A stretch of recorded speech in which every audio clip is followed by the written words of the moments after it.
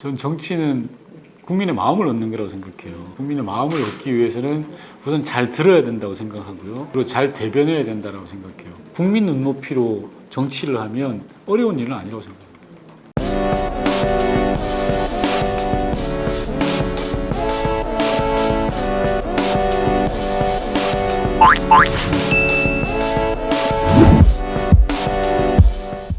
청와대에 있는 게 맞느냐 아니면 나와서 기여를 하는 게 맞느냐를 가지고 진짜 깊게 고민을 했었거든요. 저는 나오는 게 맞다고 생각을 하는 거고, 크게는 청와대 내 변화가 필요하다. 고인물이 돼서는 안 되겠다. 두 번째로는 스스로 부담을 들여서는 안 되겠다. 복심, 측근 이런 말들.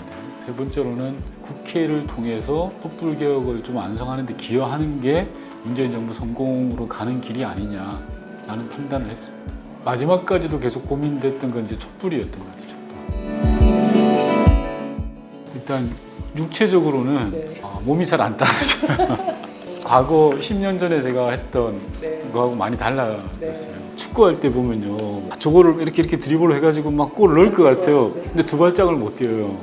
정말 날밤을 새서라도 열심히 하고 싶은데 그런 게 있고, 정신적으로는 거리에서 시민들을 만나보면 세대 갈등이 너무 많이 느껴져요. 50대까지는 반응이 와요.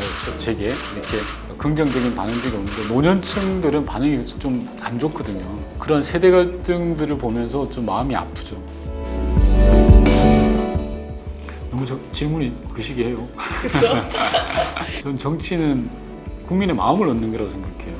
국민의 마음을 얻기 위해서는 우선 잘 들어야 된다고 생각하고요. 그리고 잘 대변해야 된다고 생각해요. 그 정치는 잘 듣고 대변해서 국민의 마음을 얻는 거다라는 생각을 해요. 좀 두 가지 말씀드리고 싶은데, 하나는 좀 격을 갖췄으면 좋겠어요. 국가는 국격이 있고 다 격이 있지 않습니까? 근데 국회만 없는 것 같아요. 대한민국에서 유일해요.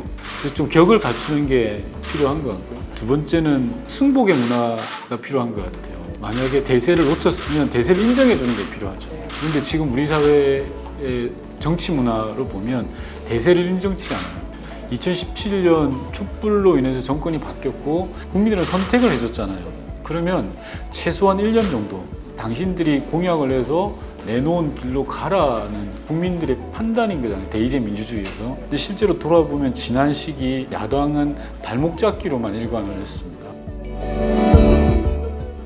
말이 안 되지 않습니까? 그러니까 저는 반성을 야당만 하라고 하지 않습니다. 여당도 해야 됩니다. 여야 공히 반성을 해야 되는데 보수 통합이라는 미명하에 숨어버리는 거죠. 선거법 개정의 취지가 사라져버렸 것 같아요. 근본적인 문제의식을 가져야 된다고 생각합니다. 이렇게 되면 애초에 소수야당, 표의 등가성에 의해서 얻은 만큼 비례대표를 받도록 하는 그런 문제의식들이 다 사라져버려요. 오로지 꼼수만 남는 거예요.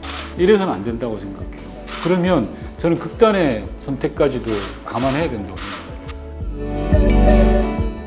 정치라는 건 마음을 얻는 거고요. 잘 듣는 거고 잘 대변하는 원칙에 충실하면 된다고 생각해요. 여의도 공학이 아니라, 그래서 제가 여의도에 가까워지려고 하면 안 된다고 생각해요. 여의도가 아닌 국민 눈높이로 정치를 하면 어려운 일은 아니라고 생각해요.